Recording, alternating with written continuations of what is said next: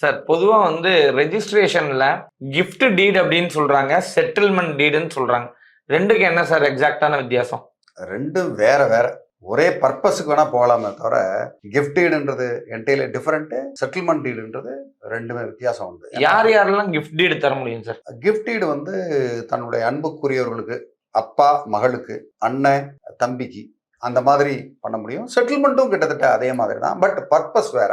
அவர் வந்து எந்த வித உரிமையும் கிடையாது. நான் வந்து என் பணத்தை உனக்கு கொடுக்குறேன் அப்படின்றது கிஃப்ட். செட்டில்மெண்ட்ன்றது என் பணத்தை கொடுக்குறதா அப்படி அர்த்தம் கிடையாது. செட்டில்மெண்ட்ன்றது 2 பேருக்குள்ள உள்ள ஒப்பந்தம். ஒரு 2 ப்ராப்பர்ட்டி இருக்கு, அண்ணன் தம்பிக்குள்ள பிரிச்சுக்க போறாங்க. ஒரு பாகப்பிரிவினை மாதிரி வச்சுங்களேன். அது வந்து பார்ட்டிஷன் டீடுன்னு சொல்லுவாங்க. அது இல்லாம ஒரு 10 ப்ராப்பர்ட்டி இருக்கு, 8 ப்ராப்பர்ட்டியை ஒரு அண்ணனுக்கும் 2 ப்ராப்பர்ட்டி மட்டும் நான் எடுத்துக்கிறேன் அப்படின்றது ஏதோ ஒரு விகிதாச்சாரப்படி பண்றாங்கன்னு வச்சுக்கோங்களேன். அப்போ அந்த செட்டில்மெண்ட் டீடு வந்து யூஸ்ஃபுல்லா இருக்கும். ஸோ 2ம் வேற வேற காரணங்களுக்காக அது செய்யப்படுறது. ஒரு பெற்றோர் வந்து குழந்தைகளுக்கு எந்த டீடு தான் இப்ப அதிகம் செஞ்சு வைக்கணும்? பொதுவாகவே கிஃப்ட் டீடு பண்றது நல்லதுன்னு சொல்லுவாங்க. எப்படின்னா கிஃப்ட் டீடுன்றது வந்து பெற்றோரா கொடுக்கறது. அதுக்காக கிஃப்ட் டீடை வந்து டக்குன்னு கேன்சல் பண்ணிட முடியும் அப்படின்னும் கிடையாது.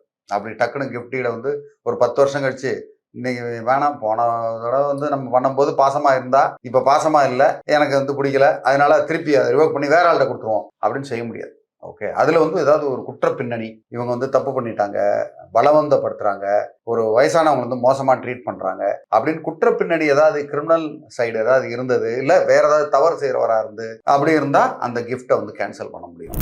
அப்படி இல்லைன்னா நோக்கம் போல நம்ம இஷ்டத்துக்கு கிஃப்டீடை அது கேன்சல் பண்ண முடியாது. பொதுவா பெற்றோர்கள் வந்து குழந்தைகளுக்கு அவங்க சுயமா சம்பாதிச்ச சொத்தை கிஃப்டீடா பண்றது வழக்கம். இப்ப கிஃப்ட் டீடு, செட்டில்மெண்ட் டீடு இது 2யுமே கேன்சல் பண்றதுக்கு எந்த ரீசன்ஸ் வந்து இருக்கும் சார்? பொதுவாகவே பாத்தீங்கன்னா இந்த செட்டில்மெண்ட்ன்றது வந்து ஒரு சில நேரங்களில் மோசடியா அது மாதிரி வாங்கிட்டாங்க அப்படின்னு சொல்லி ஒரு பர்டிகுலர் லிமிடேஷன் இருக்கு. அந்த லிமிடேஷன் படி அண்ணன் தம்பியோ இல்ல உறவினர்களோ ஏதோ ஒரு செட்டில்மெண்ட்டுக்காக பங்காளிகள் இருக்காங்க, அவங்க வந்து பண்ணாங்கன்னா அதை பண்ண முடியும், அதை ரிவோக் பண்ண முடியும், இல்லைன்னா அதை வந்து கேன்சல் பண்ண முடியும். அதே மாதிரி கிஃப்ட்டும் அப்படிதான். அவங்க குற்ற பின்னணி பர்டிகுலர்லி இது வந்து மோசடியா பண்ணதோ இல்லை அவங்களுக்கு வேற குற்றங்கள் அவங்க செஞ்சுக்கிட்டு இருக்காங்க, குடும்பத்துக்கு எதிரான குற்றங்கள் செய்யறாங்க, இல்லை பொதுவான நிறைய குற்றங்கள் செய்யறாங்க, அதனால கிஃப்ட் டீடை கேன்சல் பண்றோம், இந்த சொத்தை வச்சு தவறு பண்ணாங்க அப்படின்னு இருந்தா அந்த கிஃப்ட் டீடை கேன்சல் பண்றோம்னு அது வந்து கிரிமினல் சைடு போகும்போது அது செஞ்சுக்க முடியும். அதே மாதிரி செட்டில்மெண்ட் டீடும் அதே மாதிரி தான். பட் பல நேரங்களில் வந்து செட்டில்மெண்ட் டீடுன்றது கொஞ்சம் ஸ்ட்ராங்காகவே இருக்கும் கிஃப்டை விட.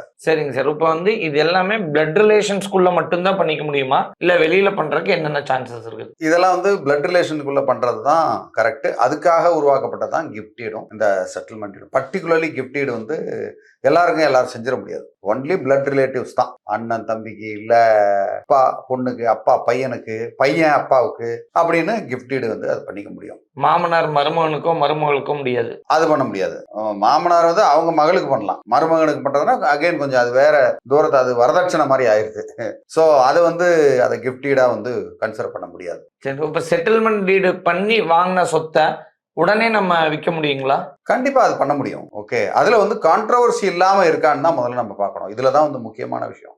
நிறைய விஷயங்கள் வந்து பேப்பர்ல இருக்காது. இப்போ ஒரு உதாரணத்துக்கு வந்து செட்டில்மெண்ட் வந்து யாரோ ஒருத்தவங்களை மிரட்டி ஒரு டீடு போட்டு வச்சிருக்காங்கன்னு வச்சுக்குவோம். ஓகே, அது 3 மாசம் கூட ஆகலை, வழக்கு ஆனால் பதிவு பண்ணியிருக்காங்க, என்ன மிரட்டி இந்த மாதிரி செட்டில்மெண்ட் வாங்கிட்டாங்க அப்படின்னு மிரட்டி அவங்க பண்ணியிருக்கும் பட்சத்தில் நீங்கள் போய் வாங்கிட்டீங்க அப்படின்னா அப்புறம் அந்த சொத்து வந்து செல்லாமல் போகிறதுக்கு உண்டான வாய்ப்பு வந்து அதிகமாக இருக்குது. அதனால இந்த செட்டில்மெண்ட் டீட்ல கொஞ்சம் கேர்ஃபுல்லாக டைம் இருக்கா அப்படின்னு பார்க்கணும். உடனே பண்ணுறது, இன்னைக்கு செட்டில்மெண்ட் நாளைக்கு அடுத்த டீடு அப்படின்றத பண்ணுறது வந்து கொஞ்சம் ஆபத்தானது. அதெல்லாம் வந்து ஸ்க்ரூட்னி பண்ணி இந்த சொத்து வந்து நமக்கு வருமா வராதான்றதை பார்த்துக்கிட்டு செய்கிறது தான் புத்திசாலித்தனம். இப்போ வந்து ஏஜ்டு பேரண்ட்ஸ் இருக்கிறாங்க, அவங்கள சரியா கவனிக்காம விட்டுறாங்கன்னா அவங்க ஏதாவது ஒரு கிளாஸ் உள்ள சரியா கடைசி காலம் வரையும் இவங்க கவனிக்கணும் அப்படின்னு இருந்து சரியா அதை தவற விட்டா அவங்க ரிட்டர்ன் பேக் எடுக்கிறதுக்கான வாய்ப்பு இருக்குங்களா?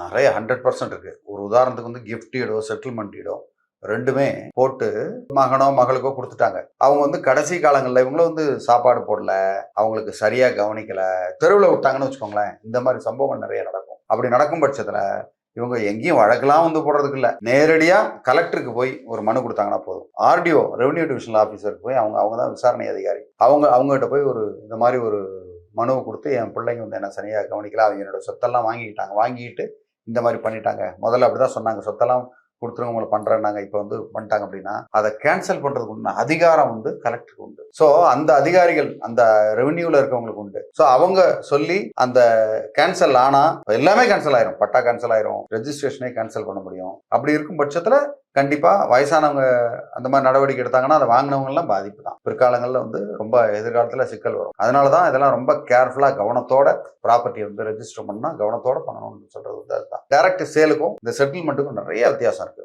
டைரக்ட் சேல்ன்றது 100% சேஃப், அதுவும் இல்ல அதுவே 99.9% தான் சேஃப். செட்டில்மெண்ட்னா கொஞ்சம் ஆபத்து தான், அதுல ஒன்றும் டவுட்டே கிடையாது. மேலும் உங்களுக்கு வேற ஏதாவது இதுல சந்தேகம் இருந்தால் தாராளமா கமெண்ட் பண்ணுங்க, உங்களுக்கு பதில் சொல்ல கடமைப்பட்டிருக்கேன். நன்றி, வணக்கம்.